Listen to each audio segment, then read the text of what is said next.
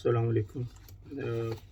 कल से मैं कुछ ये जो सोमोटो एक्शन के नतीजे में सुप्रीम कोर्ट की तरफ से जो डिसीजन आया उसको समझने की कोशिश कर रहा हूँ। थोड़ा कॉन्स्टिट्यूशन को पढ़ा है और अब इस वक्त मेरे पास ये शॉर्ट ऑर्डर है जो सुप्रीम कोर्ट ने दिया है। Suo motu case number 1 of 2022।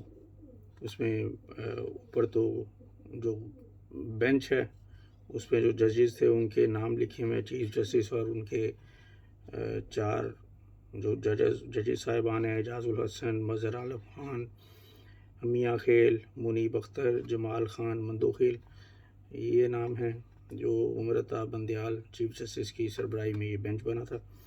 और फिर उसके बाद पिटिशनर्स के डिटेल आ जाती है। People party, supreme court, bar association, Muslim league नून, उसके बाद सिंध बार कौंसल है, Sindh high court bar association है, then versus federation of Pakistan through secretary, then president of Pakistan through secretary, deputy speaker of the provincial federation.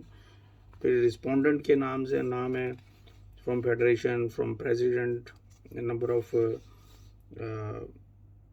जो representative थे, वकला थे, उनके नाम आप पढ़े में। अच्छा, ऑर्डर में जो है 13 पैराग्राफ हैं और इस शॉर्ट ऑर्डर की जो सबसे इम्पोर्टेंट चीज़ है कि इसमें जहाँ तक मैंने इसको पढ़ा है और जहाँ तक मैं इस तरह के ऑर्डर जो है वो पढ़ता आया हूँ, या मेरा अपने जो वकील दोस्त हैं जो इस कानून को जानते हैं, जो उन्होंने मुझे थोड़ा बहुत समझाया है, तो इसमें जो इम्पोर्टेंट चीज़ है वो ये है कि इस ऑर्डर के अंदर कहीं भी डिप्टी स्पीकर की जो रूलिंग है नेशनल असेंबली के फ्लोर के ऊपर जो उन्होंने दी 3 अप्रैल को, उसको सेट असाइड किया गया है। लेकिन कोई किसी आर्टिकल का हवाला मौजूद नहीं है, किसी केस का प्रेसिडेंट मौजूद नहीं है, किसी ऐसे रूल्स एंड रेगुलेशन का रेफरेंस मौजूद नहीं है जिसकी बेस पे सुप्रीम कोर्ट ने समझा हो कि हमें इसको सेट असाइड करना है।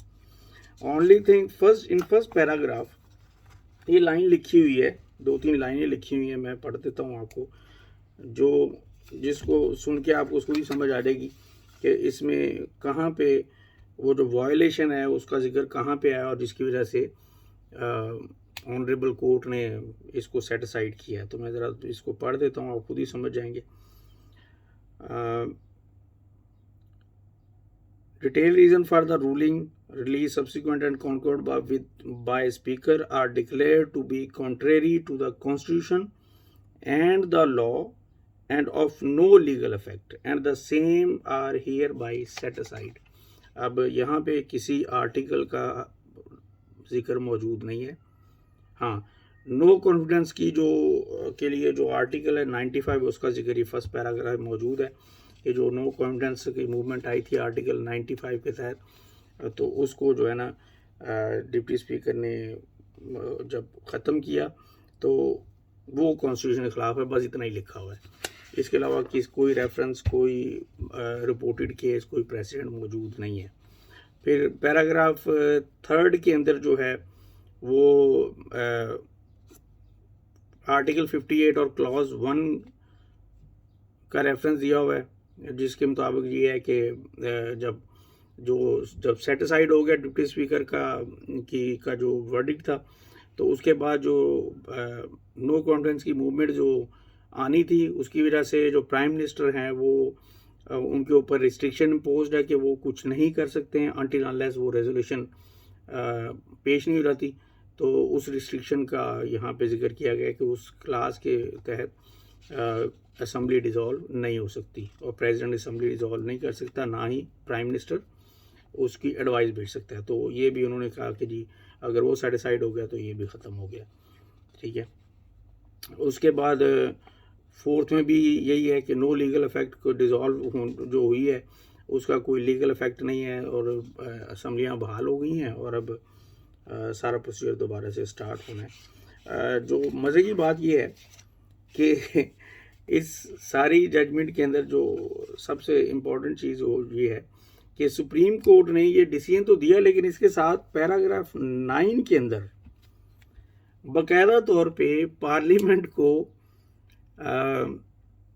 जैसे छोटे बच्चों को कहा जाता है कि तुमने इतने बजे ये काम करना है, अगर तुमने नहीं किया तो तुम्हें बस छोड़े, क्या मैं बोलूँ।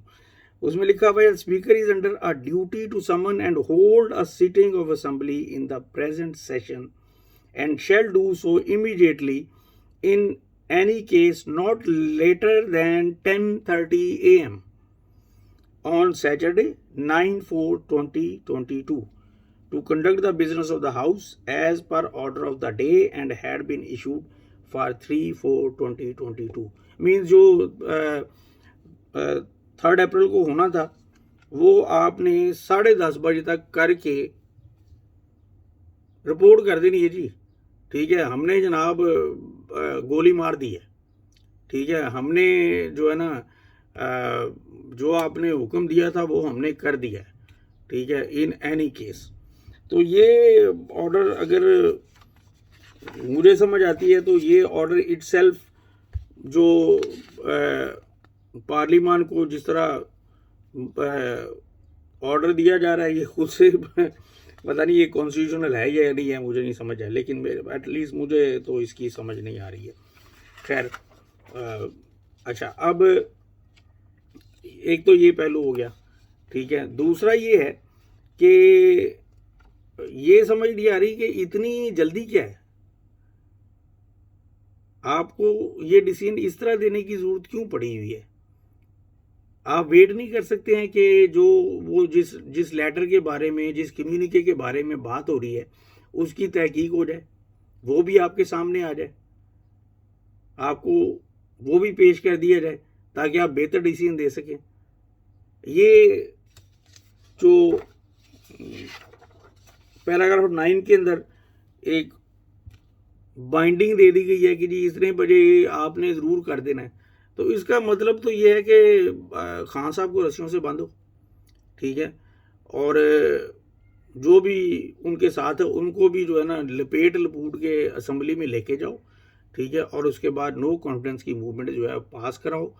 ठीक है, और जो है ना इंतकाम ले लो। तो बस ये मुझे तो कुछ ऐसा ही लग रहा है कि जैसे यूएसए ने हमारे सफ़ीर को धमकाया था, यहाँ पे मेरा ख्याल है इंटरनली वो हो रहा है। बाकी सुप्रीम कोर्ट है भाई, सुप्रीम कोर्ट है, क्या कह सकते हैं। ज़्यादा बोलेंगे तो शायद हम पे ही कोई कंटेम्प्ट ऑफ कोर्ट ना लग जाए, कहें कि जी इसको ज़िंदगी से फारिग कर दो। ठीक है, क्योंकि ज़्यादा बोलता है। तो बस, लेकिन ज़ुबानें बंद नहीं होगी। जो हक सच की आवाज़ होगी वो तो बोलेगी। तो चाहे वो ये सो कॉल्ड इस तरह के डिसीजंस हों या फिर कोई भी एक्शन हो, जुल्म जो है जब बढ़ता है ना तो मिट जाता है। तो इंतज़ार करें इंशाल्लाह। जो मिठाइयाँ खा रहे हैं, ये जो सब कुछ कर रहे हैं, ये दमादम बस कलंतर तो चलता ही रहेगा इंशाल्लाह।